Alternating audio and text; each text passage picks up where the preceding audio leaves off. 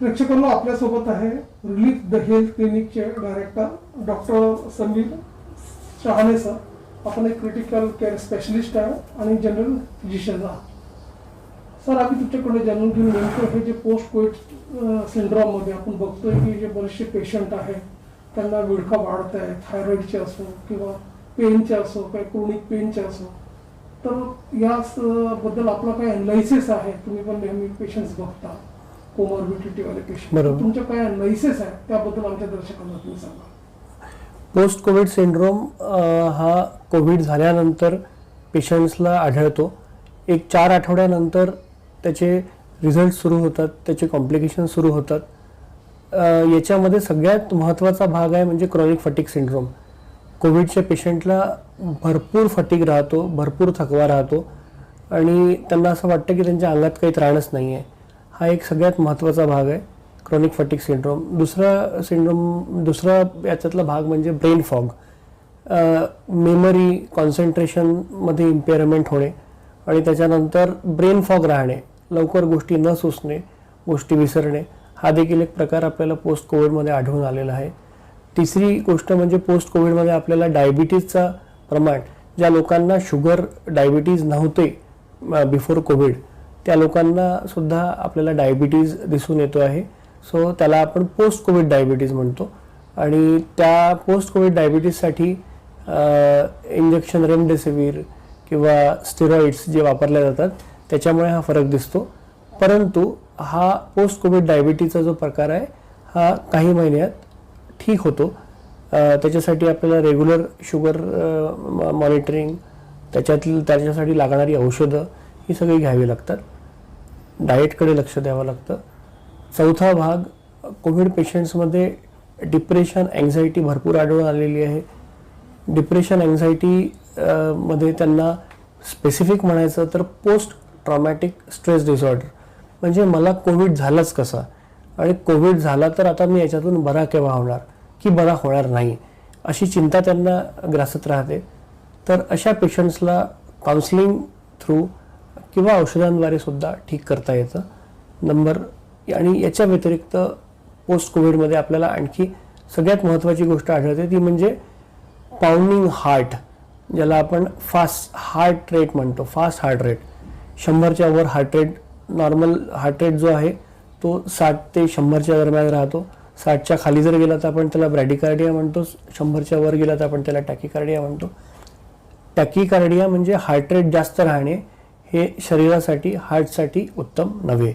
पण कोविडमध्ये आपल्याला फास्ट हार्ट रेट टॅकिकार्डिया दिसून येतो. तर ही टॅकिकार्डिया सुद्धा पेशंट्सला 2-2, 3-3 महिने जाणवतो. त्याच्यासाठी बरेचदा आपल्याला बीटा ब्लॉकर नावाची औषध सुरू करायची गरज पडते, ज्याच्याने हार्ट रेट कंट्रोलमध्ये येतो. आणि over a period of time जसा कोविड पोस्ट कोविड स्टेट कंट्रोलमध्ये येते तसे हे सगळे जेवढे काही सिम्पटम्स आहे ते देखील कंट्रोलमध्ये येतात. याच्या व्यतिरिक्त सुद्धा आता आपण इतक्या महिन्यांपासून बघतोय mucormycosis, black fungus, white fungus, yellow fungus, या सगळ्या गोष्टी, या सगळ्या फेजमधून आपण जातो आहे. तर या सगळ्याच गोष्टींसाठी सगळ्यात महत्त्वाच्या म्हणजे जे बेसिक पॅरामीटर्स आहेत त्या पॅरामीटर्सकडे लक्ष ठेवणे. बेसिक पॅरामीटर्स म्हणजे blood pressure measurement, blood sugar measurement, oxygen measurement, lipid profile measurement. जे थायरॉईडचे पेशंट्स असतात त्यांनी रेग्युलर थायरॉईड प्रोफाईल चेक करणे. जे दम्याचे पेशंट आहेत त्यांनी रेग्युलर आपलं ऑक्सिजन चेक करणे आणि दम्याचं स्टेटस चेक करणे हे महत्त्वाचं आहे. तर या गोष्टी देखील बघायला पाहिजे. आणि मी कोविडमधून बराच होणार नाही किंवा मला कोविड नेहमीसाठी राहील अशातला काही भाग नाही आहे. कोविडमधून पर्टिक्युलर स्पॅन झाल्यानंतर पेशंट्स बरे होतात. या व्यतिरिक्त पेशंट्सनी योगा, प्राणायाम या सगळ्या गोष्टींचा सुद्धा साथ घेतली पाहिजे, ज्याच्यामुळे याच्यातून बरी होण्याची प्रवृत्ती आणखी वाढते. डॉक्टर समीर सर, तुम्ही आम्हाला हे सांगा की असे पुष्कळ जे पेशंट्स आहेत त्यांना फायब्रोसिसचे प्रॉब्लेम येतात. करेक्ट. या व्यतिरिक्त फायब्रोसिस जे आहे म्हणजे क्लॉटिंगचे जे निर्माण होत आहे, बरोबर, त्यामुळे ब्रेनकडे थक्का, बरोबर, त्यांना पॅरालिसिसचे अटॅक येण्याची पण शक्यता असते. करेक्ट, बरोबर. सर्व जे आजार त्यांना येत आहे पोस्ट कोविडमध्ये, हो. अशा पेशंटने कशा प्रकारची दक्षता घ्यावी त्याबद्दल सांगा. पहा, आता पोस्ट कोविड फायब्रोसिस हा खूपच कॉमन कॉम्प्लिकेशन आहे कोविडचं. पोस्ट कोविड फायब्रोसिस म्हणजे कोविड झाल्यानंतर ज्याही लंग्सला निमोनिया झाला असतो, लंगच्या जेवढ्याही भागाला निमोनिया झाला असतो, तो भाग फायब्रोसिसमध्ये कन्व्हर्ट होतो. नॉर्मली असं बघितलं गेलेलं आहे की ज्या पेशंट्सला कोविड नसतो आणि ज्यांना फायब्रोसिस होतो त्या पेशंट्सला याच्यातून रिकवर व्हायला वेळ लागतो. परंतु ज्या पेशंट्सला कोविड झाला आहे आणि त्यांना पोस्ट कोविड फायब्रोसिस झाला आहे, हे पेशंट परफिरिडॉन सारख्या औषधांनी, रेग्युलर स्पायरोमेट्री, श्वसनाचे जे आपण एक्झरसाइज म्हणतो यांनी हे पेशंट्स रिकवर होऊ शकतात. मी बरेचसे कोविड पेशंट्स ट्रीट केलेले आहे आणि त्या बऱ्याचशा पेशंटमध्ये मला फायब्रोसिस ज्यांना आढळलं आहे ते patients over a period of time ठीक झालेले आहे. हा झाला पोस्ट कोविड फायब्रोसिसचा भाग. दुसरा भाग म्हणजे जसं तुम्ही विचारलं की क्लॉटिंग, लोकांना ब्रेन स्ट्रोक येणे, हार्ट स्ट्रोक येणे, याच्यासाठी काय करायला पाहिजे. जेव्हा आपण या पेशंटकडे आपल्याला कोविडचे पेशंट येतात तेव्हा त्यांच्यामध्ये आपण एक डी डायमर नावाची टेस्ट करतो. त्या डी डायमर नावाच्या टेस्टच्या आधारे आपण हे ठरवतो की त्यांना आपल्याला ॲस्पिरिन, लो मॉलिक्युलर वेट हेपॅरिन किंवा रिव्हरॉक्सेबान नावाची औषधं सुरू करण्याची गरज आहे का, आणि गरज असेल तर आपण या सगळ्या गोष्टी सुरू करतो. कोविड झाल्यानंतर सुद्धा आपण त्यांना ओरल थेरपी, अँटीप्लेटलेट, अँटीकोॲग्युलंट थेरपीवर ठेवतो आणि त्यांचं डी डायमर रेग्युलरली मॉनिटर करतो, सो दॅट हे जे काही क्लॉटिंगचे इश्यूज आहेत किंवा हार्ट स्ट्रोकचे इश्यू आहे, ब्रेन स्ट्रोकचे इश्यू आहे, हे इश्यू आपल्याला टाळता येतात. सर, आपण काय म्हणणार की आता पोस्टचे पेशंट्स जे आहेत, बरेचसे रुग्ण क्लिनिकला यायला टाळत आहेत, त्यांच्या मनात एक फिअर पॅनिक असतं की जर मी हॉस्पिटलमध्ये गेलं तर मला संक्रमण नाही झालं पाहिजे असं मनात त्यांचे फिअर राहतो.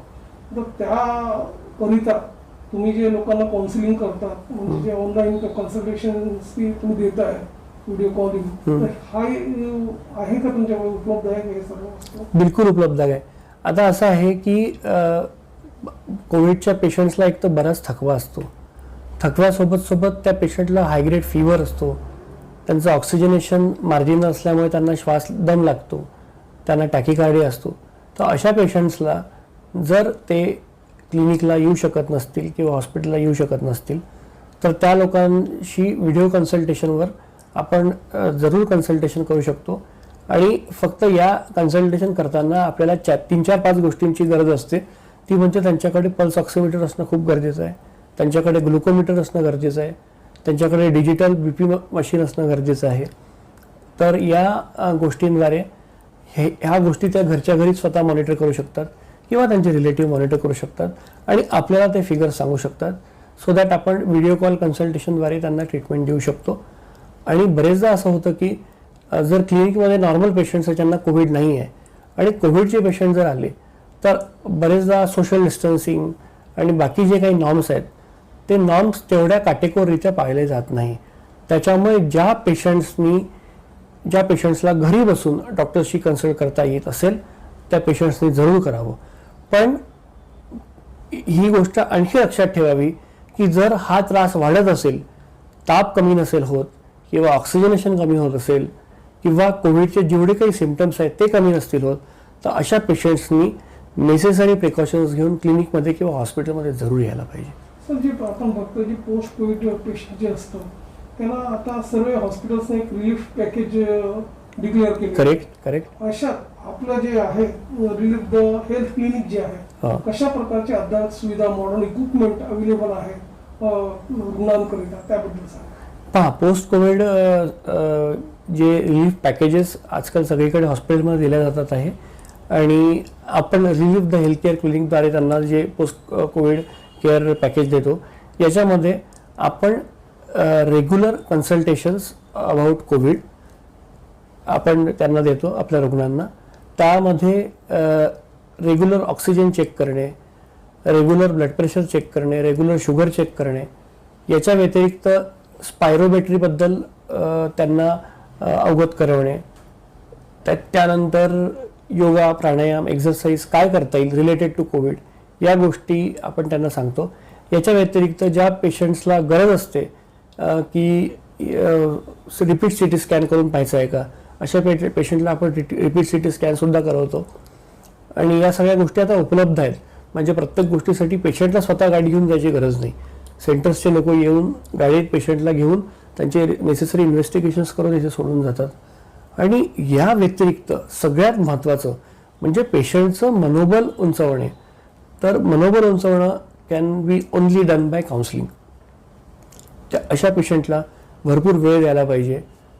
त्याला पेशंट्सला पेशन्सची गरज असते, कारण हे पेशंट लवकर 1 दिवसात आणि 2 दिवसात बरे होणारे पेशंट नसतात.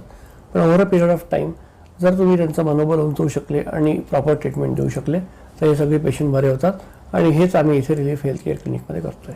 तर आज नॅशनल डॉक्टर्स डे आहे. या उपलक्षमध्ये तुम्ही आपले जे पेशंट्स आहे, जे पेशंट्स आहे, कोमॉर्बिडिटी पेशंट्स आहे, अशांना तुम्ही कशा प्रकारचे मेसेज देणार? यांना मला आज on the eve of doctors day जे पोस्ट कोविड कॉम्प्लिकेशन्सचे पेशंट आहे किंवा कोमॉर्बिडिटीचे पेशंट आहे त्यांना मला हा मेसेज द्यायचा आहे की स्वतःची ब्लड शुगर रेग्युलर मॉनिटर करा, ब्लड प्रेशर मॉनिटर करा, ऑक्सिजनेशन मॉनिटर करा, नियमित योगा प्राणायाम करा.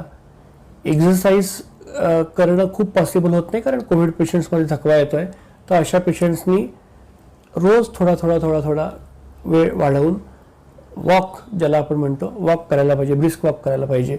बरेचदा आता या सध्या जे वातावरण आहे या वातावरणामध्ये बाहेर जाणं शक्य नाही, तर तुम्ही घरच्याच टेरेसवर हा वॉक करू शकता किंवा घरच्या अवतीभोवतीसुद्धा हा वॉक करू शकता. आणि या पेशंट्सनी इन्स्पिरेशनल गोष्टींवर जास्त लक्ष द्यायला पाहिजे, त्या गोष्टी त्यांनी वाचायला पाहिजे.